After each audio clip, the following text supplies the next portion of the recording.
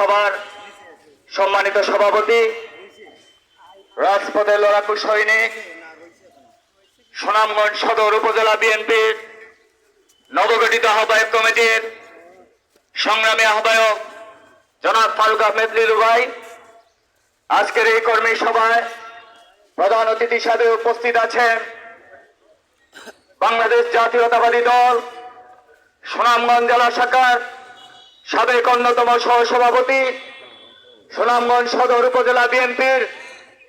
সাবেক সফল সভাপতি, বর্তমান সুনামগঞ্জ জেলা বিএনপির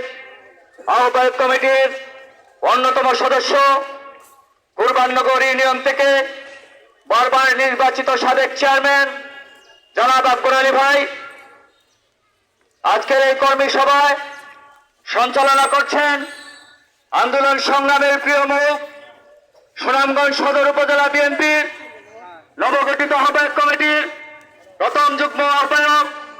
জনাব আব্দুর রহিম ভাই। আজকের এই কর্মী সভায় উপস্থিত আছেন সুনামগঞ্জ জেলা বিএনপির সিনিয়র নেতৃবৃন্দ, উপস্থিত আছেন যুবদল, স্বেচ্ছাসেবক